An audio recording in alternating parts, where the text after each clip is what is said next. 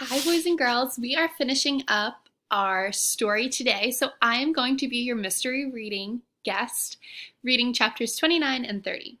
Chapter 29, Stephen. Stephen had green hair. He had purple ears and a blue face. He wore his sister's pink dancing shoes and green leotards. The leotards matched his hair. He was all dressed up as a goblin for Mrs. Jewell's Halloween party.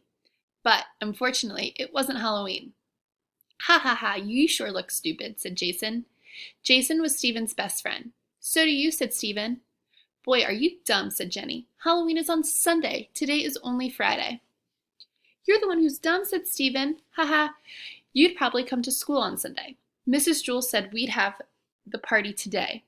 But none of the other children wore costumes, only Stephen. "All right, class," said Mrs. Jewell. "It is time for our Halloween party." "See," said Stephen. Mrs. Jewell gave each child a cookie that looked like an orange, with a black hat. She laughed when she saw Stephen and forgot to give him one. Stephen didn't ask for it. He was afraid that she'd laugh again. The children finished their cookies in less than 30 seconds. "All right, class," said Mrs. Jewell. "The party is over. We have a lot of work to do." Stephen felt like a fool.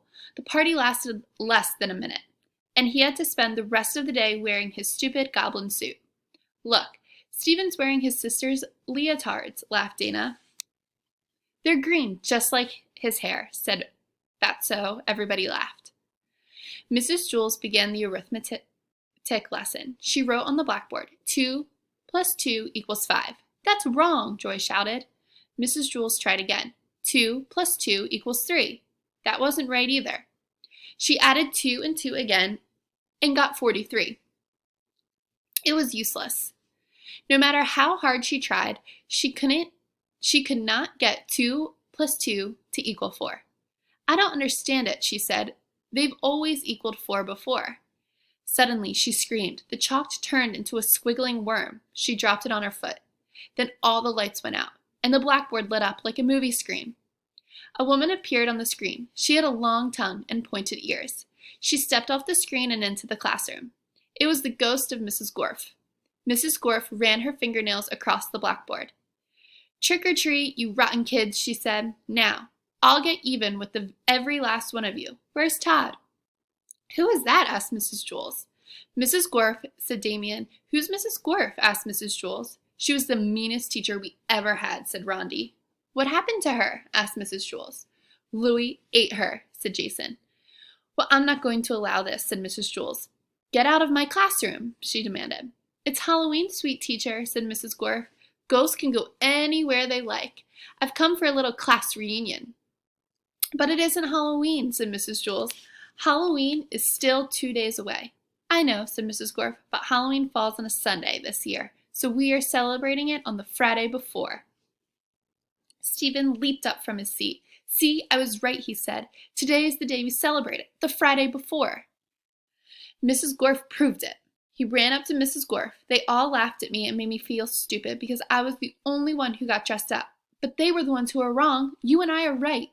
He put his arms around Mrs. Gorf and hugged her. Mrs. Gorf gasped and disappeared. The lights came back on. Mrs. Jewell picked up the piece of chalk from the floor. She wrote on the blackboard, 2 plus 2 equals 4.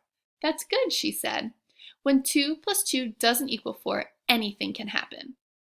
All the children who had laughed at Stephen now called him a hero, but they told him to change out of his stupid costume. So at lunch, Stephen went home, washed up and changed.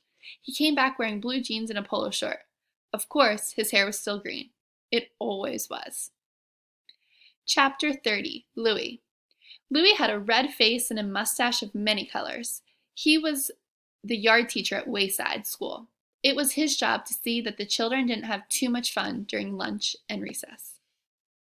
And if you haven't already guessed, he is the one who wrote this book. On June 10th, there was a blizzard. Louis was afraid that the children would have too much fun, so nobody was allowed outside. "Class," said Mrs. Jewell, "after you finish your lunch today, come back up to the classroom. You are not allowed outside." The children all went to the lunchroom. Miss Mush had made tuna surprise. They looked at it. They hurried back up the stairs. There was nothing to do. "Now, class," said Mrs. Jewell, "I know that you are all bored, but I have a special surprise for you." "I hope it's better than the tuna surprise," said Marisa. Mrs. Jewell continued, Louis is going to come up and entertain us. He will tell us a story. Now I want you all to be on your best behavior." When Louis walked in, all the children booed. "Are you going to tell us a story?" asked Bibi. "Yes," said Louis. "Well, it better be good," Bibi warned. "It better be better than a tuna surprise," said Butterfingers. "I thought the tuna surprise was good," said Louis. You'd eat dirt if they put ketchup on it," said Mac. "Hey, everybody, be quiet," said Todd. "Let him tell the story." "Not too loud, Louis," said Cherie. "I'm trying to get some sleep." Louis sat in the middle of the room, and all of the children gathered around. Louis began his story. "This is a story about a school, very much like this one. But before we get started, there is something you ought to know so that you don't get confused. In this school, every classroom is on the same story." "Which one, the 18th?" asked Jenny. "No," said Louis. "They are all on the ground. The school is only one story high." "Not much of a school," laughed Damien. Louis continued. "Now, you might think that the children there are strange and silly. That is probably true. However, when I told them stories about you, they thought that you were strange and silly." "Us?" the children answered. "How are we strange?" "I'm normal," said Stephen. "Aren't I?" "As normal as I am," Joe assured him. "The children at the school must be crazy," said Leslie. "Real Lulus," Marcia agreed. "Tell us about them, Louis," Bibi demanded. "For one thing," Louis said, "none of these children has ever been turned into an apple." "That's silly," said Dee. "Everybody's been turned into an apple. It's part of growing up." Louis continued. "Dead rats don't walk into classrooms wearing raincoats." "What do they wear, tuxedos?" asked Todd. "And girls never try to sell their toes," Louis added. "Well, no wonder," said Leslie. "At today's prices?" Louis continued. "They don't trade names or read upside down. They can't turn mosquito bites into numbers. They don't count the hairs on their heads.